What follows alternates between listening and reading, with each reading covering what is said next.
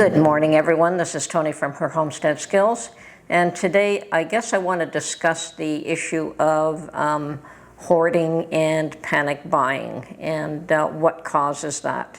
They have done some research on what caused the panic buying for the toilet paper, and it turns out it wasn't selfishness, it was more diligence. Interesting.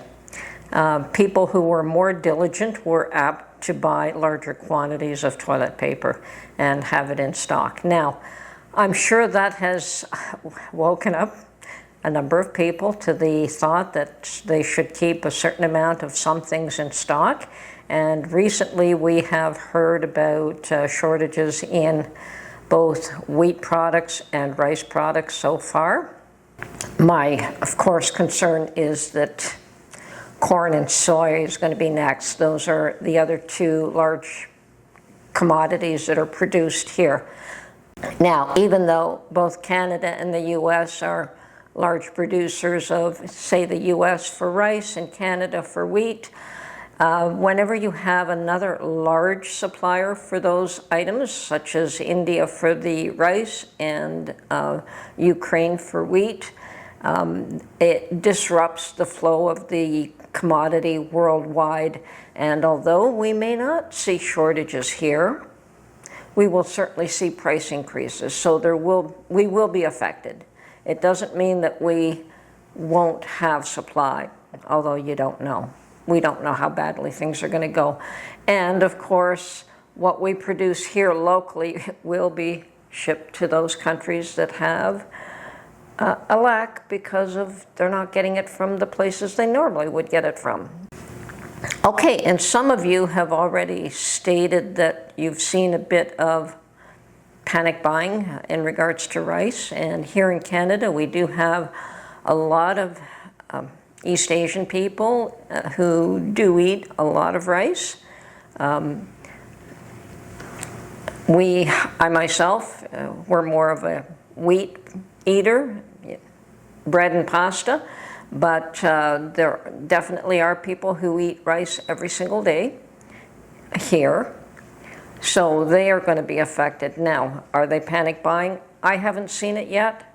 That doesn't mean it isn't occurring, and we have no idea what will trigger a panic buy. Whether that has happened yet or not is another story.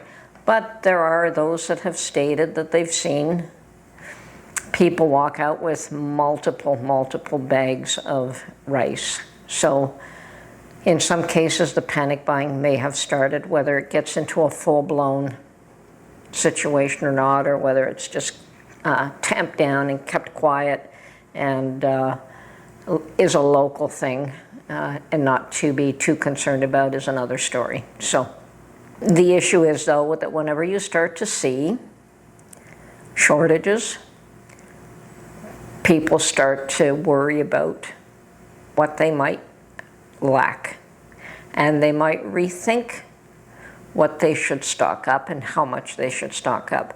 Now, 90% of the population, and if not greater than that, are lucky if they have a week or two supply of food in-house. Most of them don't even have that much.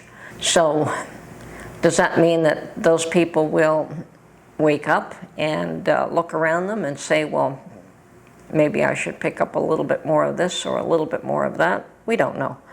But if you start seeing the majority of people being a little bit concerned, that's when the panic buying starts. Even if all of them just go out to buy one extra small bag of rice, a 5-pound bag of rice.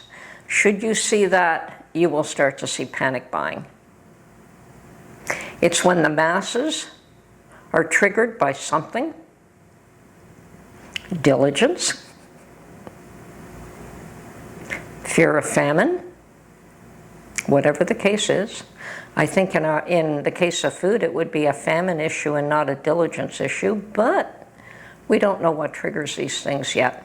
Okay, and as for the panic buying and the run on toilet paper, although some of us thought that was pretty amusing, why toilet paper? I still don't know. That would have been secondary on my list. It would have been in the B or C or D column, would not have been in the A column. But why toilet paper is one question. Number two is they never really did run out of toilet paper. Okay, so as much as people panic bought, you know, within a couple of days, a week, there was lots of paper back on the shelves. So they were able to replenish it fairly quickly, trying to allay fears and saying, no, there's plenty there. The issue was that the cost went through the roof. And it still didn't stop people from buying it. So that one was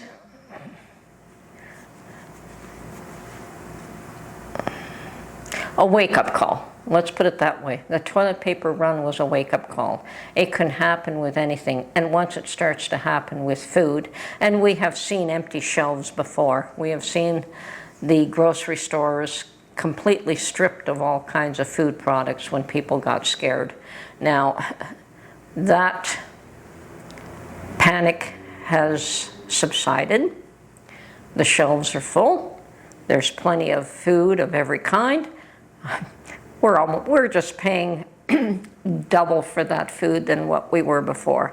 Although they claim it's a 9% increase, yeah, tell that to my wallet. I know that if I used to pay $3 on sale for butter, it's $5 now. And if I used to pay $9 for coffee, I'm paying $19 now. That is not 9%, and those are just two items.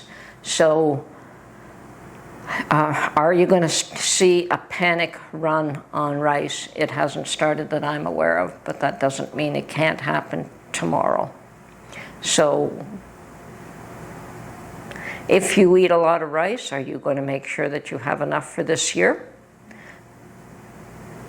I know that I have plenty for the year. I have plenty of wheat for the year, although I may go and buy more. I was absolutely shocked at the price of sugar. So I think I have enough sugar, but I'm going to go out and get some more. Now, I'm not trying to start a panic run, but I'm diligent. I'm saying that, yeah, this year is a tough year. My own garden is doing very poorly. I'm quite concerned about the cost of corn. The corn isn't ready yet. It'll be another couple of weeks before we start to see corn in large quantities from the farmers that are usually at a reasonable cost. Now, I can get 4 cobs of corn in the grocery store, nicely shrink wrapped, for about $4, $5. I've seen it at $5, which makes it more than $1 an ear. Okay, and I'm not really interested in paying that price. When the farmers make their products available, we have bins of loose corn that you buy at a dozen, or you can travel along country roads and buy it off people from selling them from trucks or vegetable stands or whatever by the dozen, or farmers markets. I've seen those as well. I still am concerned about what the price of corn will be. Now, I don't buy soy products unless it's soy sauce. And yeah, that's about the only soy product that I know I buy. I don't buy tofu, but I suspect that soy products will also go up in price. So, back to panic buying and hoarding. Are we hoarding? I don't really care what you call it. I still believe in keeping a year's supply of food, if not 18 months worth. You know, that's just to make sure that the next year, if it's a poor year, you still have some stock. And I'll tell you that my garden is doing very poorly this year. I have, although I've planted about 50 plants of tomatoes, what with the cutworms that have probably taken down about 10 of them. The lack of sun, now whether that is from all the smoke that we've been getting or all the rain and there's just too much cloud so the sun isn't getting through, whatever the case is, We're not getting the sun. My tomatoes are not developing the way they should. My peppers are not developing the way they should. And what else? My potatoes are not doing well. So I have sweet potatoes in the ground, regular potatoes in the ground. Neither one of them are doing well. I have tomatoes, peppers, and my raspberries, total washout. They went from being raw to ripe within a day, so they were useless. So I lost quite a bit of produce this year. What has done well for me so far is my garlic, which I've taken half of it out. My cucumbers are doing amazing. They love water, and they're getting plenty of rain. And my watermelon, which I planted for the first time this year, seems to have spread, and it's got a whole bunch of tiny little watermelons that are growing. Now, whether this is the first year that I'm growing watermelon, whether I have a long enough season to grow them is another story, but they seem to be doing okay so far. And I'm sure watermelon likes a lot of water too. So there we go. And I'm hearing from a lot of you that your gardens are failing this year too. And I suspect that you're having similar issues to me, either too much rain, not enough rain. I've heard of others who are in a drought situation, and not enough sun. In spite of the heat, we're not getting enough sun here. Now, both tomatoes and peppers are heat and sun-loving plants, and they're just not getting what they need. So, how about, will I be able to buy these? I suspect I will. At what price? I mean, I do buy bushels of tomatoes every year, but at what price this year? Are the farmers having the same problem that I am? I don't know. Ontario is a large producer of a lot of vegetables. I'm hoping that they have had better luck than I have, but we'll have to see. Anyway, always on the lookout for panic buying and hoarding. I keep my eye out for that. I mean, once it starts, I was in the middle of it the last time. I watched it happen. I was in the store one day, and from one day to the next, the store was full and the shelves were emptied. So I do keep my eye on this, and hope it doesn't happen, but hope we stay ahead of any event in case it does happen. Anyway, this is Tony from Her Homestead Skills. Hope your garden's doing better than mine, and we'll talk to you soon. Bye for now.